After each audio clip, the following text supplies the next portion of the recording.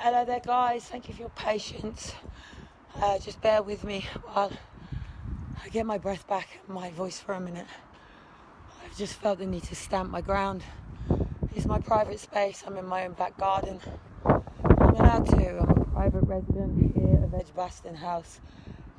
But I share this residence with quite a lot of people. And obviously the bingo is going on tonight. And I decided to break my chains outside, and I've basically just had a public protest out in my front garden by myself with my voice very loud and my headphones on, and I've brung it on, and I've pretty much said, I've danced out here, I've had my music blaring, I've told them straight, this is what you're dealing with, this is why my music goes on and you give me a verbatim, this is why you hear feet and roller skates, and this is what I'm doing. And I have literally just done 3 songs out here to my highest capacity ever, to the music that was selected by the Lord on my iPhone. I've had enough. I've basically just asked these people, do you know what passion is? Do you know what it feels to feel alive, to be in the present moment, to be in joy and love, and to be in peace, to be in co-symbioticness with each and every one of us.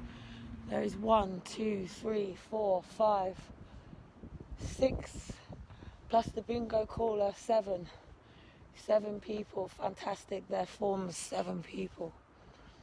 Wow, 7 people before me sitting around an oval table. A bingo caller on number 3. We are going in the right direction, people. We are on 3. We're going in the right direction. It's about creating co-symbioticness between us fellow human beings in a way where we create community, but where insiders and outsiders can come to peace through transparency with each other, through sheer honesty and openness and truth, that we don't need to wear masks and guard ourselves and protect who we are, that we can shine our lights like the beacons that we were created to be, so we can be in our true individual flow. You know, if a rose doesn't grow in a garden, there will never be a beautiful garden. And it doesn't matter how shit that garden is, there only has to be 1 rose in there to stop people to just take the time to look at that 1 rose, that 1 growing creation by the Lord that didn't need money to be there, that the seed came from nature, the water came from the heavens, and the soil from the earth, and the wind and all of the elements created that beautiful rose, that beautiful rose has stood storms, that beautiful rose has taken blazing heats, that beautiful rose has taken snow even, believe it or not. It would maybe take it in a thaw, but you know what? It would thaw out. And it takes even people picking the beautiful, beautiful petals from that rose, and also people spilling their blood and sweat and tears as they prick the finger on one of the thorns that exist, because a rose cannot exist without its own protection. That be the thorn on the rose. We cannot rely on the likes of Boris Johnson. He is one bump person, such as so am I. I cannot halt the adoption drive alone. I can only have but a great try. The Lord loves a trier. He doesn't like a liar. Everything I say comes with truth from my heart, from my gut, and from my soul, and from my spirit. Statistics themselves tell you the infinite wisdom and possible future of a child going through the doors of the UK care system. The chances are they will become an alcoholic, a drug addict, a prostitute in prison. They won't even know who the fuck they are until somebody has the time to listen, until somebody has the time to lend an ear, until somebody has the time to listen, until one says, wow, now I feel better. We go to doctors for 5 minutes, we can't even get past our name, our address, our number, and the data to get into the system, and in that time our appointment is over. Chair people are trying to bundle people through what is in the information in the current paperwork, and if a parent hasn't submitted a voice, you only have the chance to respond to the current. It's not a court, but they are acting as if people are criminals, like there is a court, even though in my case no police officer was present, therefore it's not a child protection conference.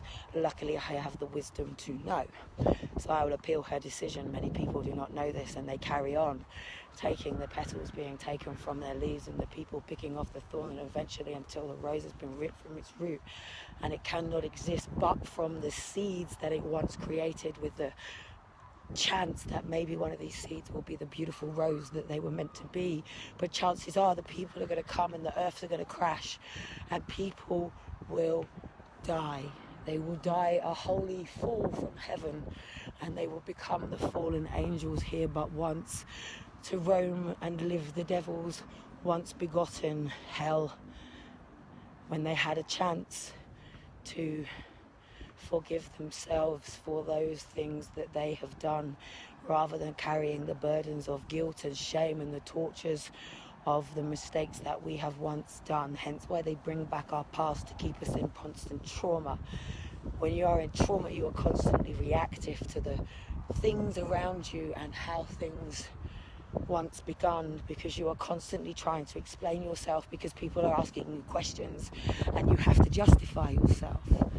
And you're constantly in justification to people who would not even be at your funeral.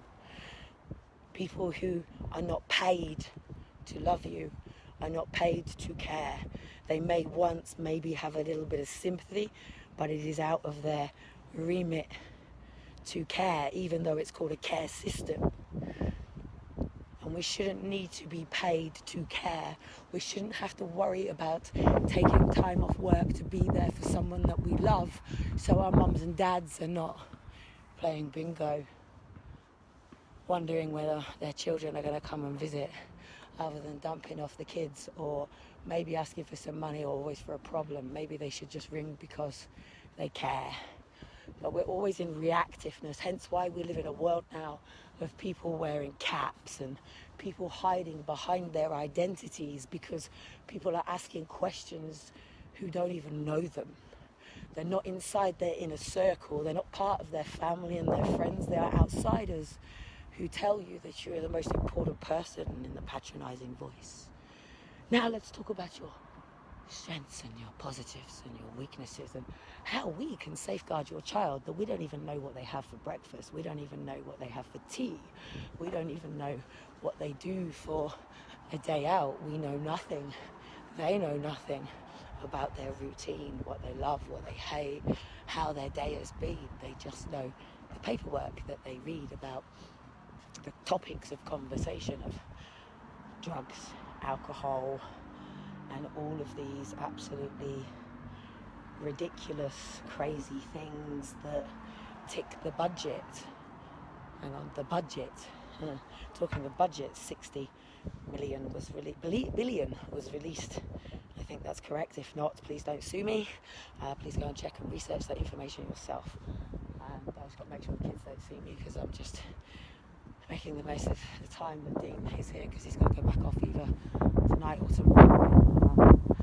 Obviously things need to be done. If you want to know what Dean does, then obviously follow Dean over on his LinkedIn. He's a bit ranty over there at the moment, but I know when you say a boundary over no sex no more until things, then obviously things get a bit heated. So anyway, Dean actually has someone to talk to here now, so he's found solace in Jamie's dad last night, and rather than us arguing about how it went, and they really cared last night, didn't they? Otherwise you think they would have sent somebody in. So anyway, he went and sat and had a chat with them last night about how all of this. So anyway, basically the ball keeps rolling until I present my my paperwork, and that's what I'm going upstairs to do now, guys. So I thought I'd grab a quick catch up with you, and who knows, maybe one day I'll put the cameras up and you can see me dance, but it's sort of my own personal little space, if you know what I mean. It's my way of coping, because the best way of dealing, if you want to say mental health, if you want to call it mental health, the best way to be healthy is to dance. Basically, dance like nobody's watching, and sing like nobody's laughing, and love like you've never loved before, and just realise that fear is in the mind, and that battle that goes on in your mind is nothing more than your fears and your projections, and sometimes your conscience and reason and stuff going on, and it's your gut. It's not also your heart, it's your gut. Your gut feeling, it's your gut. Your gut is where you connect to your whole universe out there. Like, just try it. Just lay back on your back, close the doors, turn out the lights.